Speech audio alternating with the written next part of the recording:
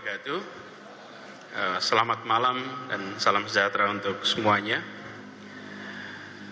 Baru saja kami dari seluruh jajaran Forum Koordinasi Pimpinan Daerah Pemprov DKI Jakarta atau Forkompimda menyelesaikan pembahasan terkait dengan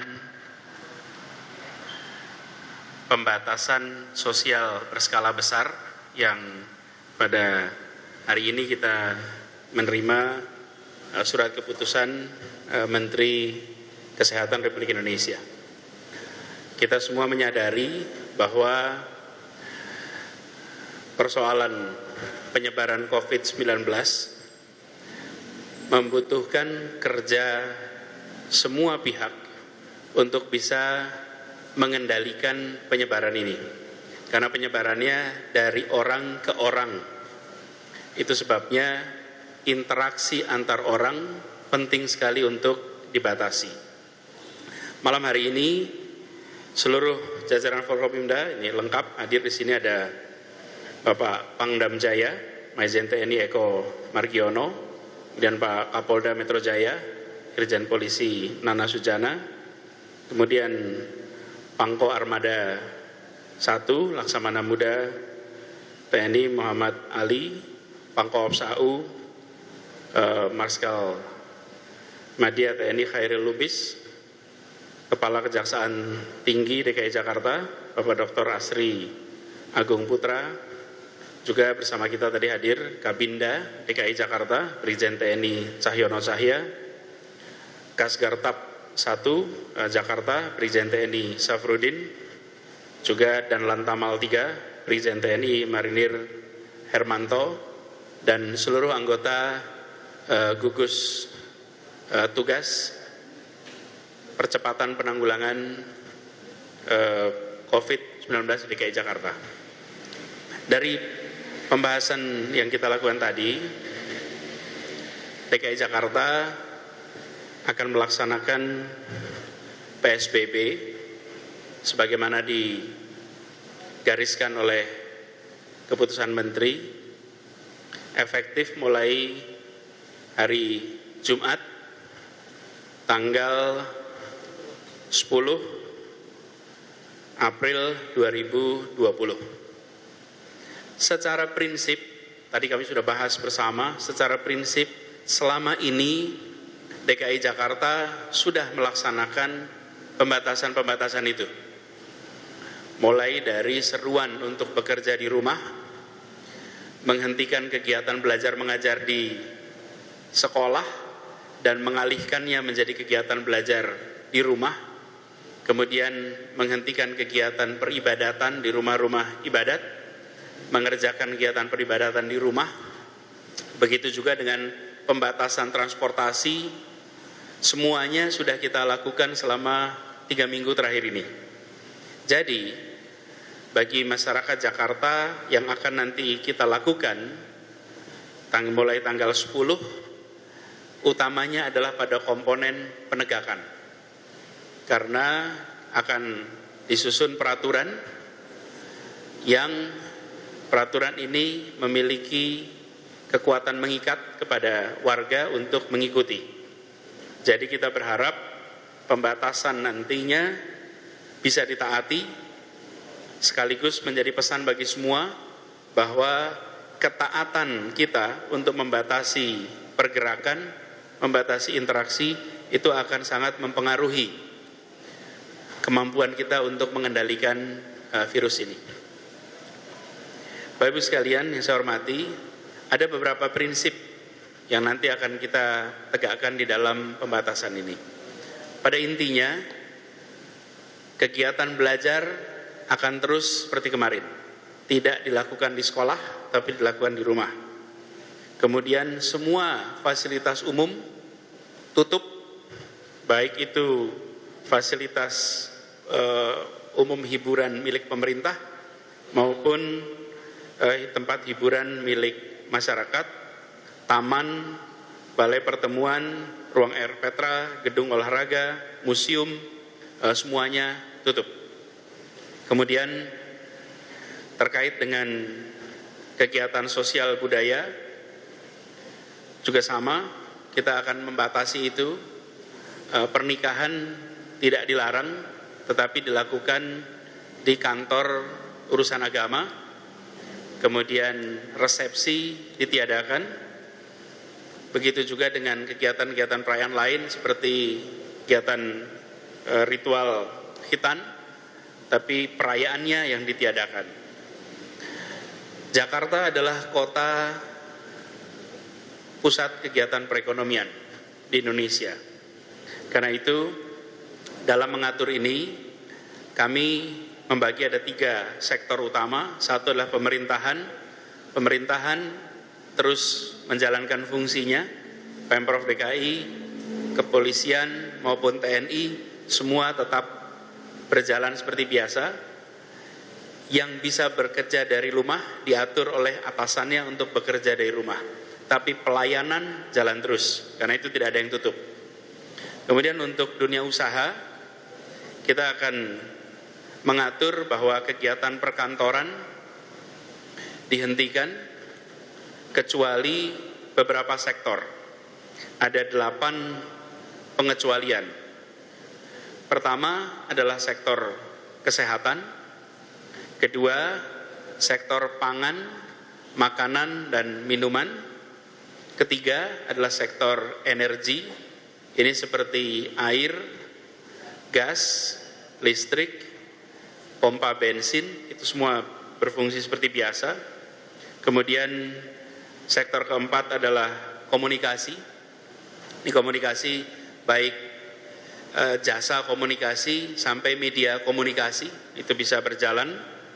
Kemudian yang kelima adalah sektor keuangan dan perbankan, termasuk pasar modal, itu semuanya berjalan seperti biasa. Kemudian kegiatan logistik, distribusi barang, itu berjalan seperti biasa, jadi tidak ini dikecualikan. Lalu yang ketujuh adalah kebutuhan keseharian, retail seperti warung, toko kelontong yang memberikan kebutuhan warga itu dikecualikan. Dan yang ke-8 adalah sektor industri strategis yang ada di kawasan ibu kota. Jadi semua kegiatan yang lain akan dianjurkan untuk bekerja dari rumah. Dan 8 sektor ini, sektor kesehatan misalnya, itu diizinkan untuk tetap berkegiatan. Dan ini bukan saja rumah sakit atau klinik. Ini termasuk industri kesehatan. Seperti misalnya usaha memproduksi sabun, usaha memproduksi disinfektan. Itu sangat relevan dengan situasi sekarang, jadi tidak berhenti. Begitu juga dengan kegiatan organisasi sosial. Organisasi sosial yang terkait dengan penanganan wabah COVID-19 bisa terus berkegiatan seperti biasa. Misalnya lembaga-lembaga pengelola zakat, kemudian lembaga pengelola bantuan sosial atau NGO di bidang kesehatan dan yang terkait dengan penanganan COVID itu bisa berkegiatan. Bagi sektor-sektor yang tadi dikecualikan, mereka semua harus melaksanakan kegiatan dengan mengikuti protap penanganan COVID-19. Artinya ada physical distancing, mengharuskan penggunaan masker, kemudian mengharuskan untuk ada fasilitas cuci tangan yang mudah dan melakukan cuci tangan yang rutin. Jadi protap itu dilakukan. Lalu terkait dengan transportasi. Transportasi umum di Jakarta akan dibatasi jumlah penumpang per kendaraan umum, akan dibatasi juga jam operasinya menjadi jam 6 pagi hingga jam 6 sore. Ini berlaku untuk semua kendaraan umum yang beroperasi di Jakarta. Kemudian yang terkait dengan tanggung jawab pemerintah, Pemprov DKI Jakarta nanti bersama juga pemerintah pusat akan menyiapkan bantuan sosial kepada warga miskin dan rentan yang terdampak atas pelaksanaan PSBB ini dan yang terdampak atas kondisi perekonomian yang turun akibat wabah COVID-19. Jadi kami di Pemprov DKI bersama dengan jajaran TNI dan kepolisian, insya Allah mulai hari Kamis yang akan datang, lusa, akan mulai memfasilitasi distribusi sembako kepada masyarakat di kawasan-kawasan padat dan masyarakat yang memiliki kebutuhan. Jadi masyarakat miskin dan rentan miskin itu semua nanti kita akan distribusikan insya Allah mulai hari Kamis yang akan datang. Jadi dengan begitu kita berharap kebutuhan masyarakat yang miskin dan rentang miskin nanti bisa akan kita bantu. Di sisi lain kami meminta kepada seluruh masyarakat untuk mentaati ketentuan ini. Kita perlu menjaga sama-sama bahwa keselamatan seluruh warga akan sangat tergantung pada kedisiplinan kita melaksanakan pengurangan interaksi ini. Jadi penting sekali bagi semua untuk mentaati. Dan kami di Pemprov DKI dengan seluruh jajaran BUMD, khususnya yang terkait dengan kebutuhan-kebutuhan masyarakat, menyiapkan juga fasilitas lewat Pasar Jaya untuk belanja melalui jarak jauh. Dan ini sudah berjalan selama beberapa minggu di 105 pasar di seluruh Jakarta. Jadi kami berharap semua komponen masyarakat nantinya mentaati ketentuan. Yang kedua, kami akan ikut bantu bagi masyarakat miskin dan rentan miskin. Nah, peraturan sendiri insya Allah akan dikeluarkan secara resmi setelah dalam proses finalisasi. Mudah-mudahan besok peraturannya akan keluar secara resmi, tapi garis besar isinya adalah apa yang tadi kami sampaikan, bahwa semua kegiatan dilakukan di rumah kecuali 8 sektor yang tadi disebutkan.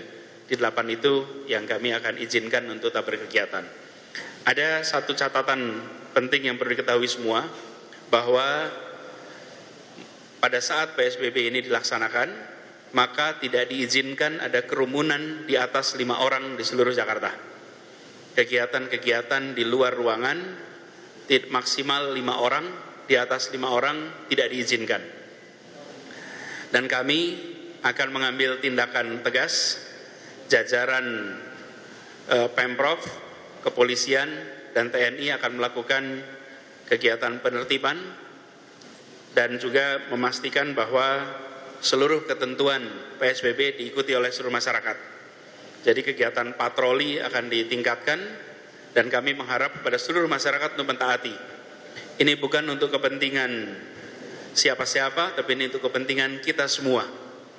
Kalau kita mentaati, insya Allah penyebaran virus COVID ini bisa kita kendalikan.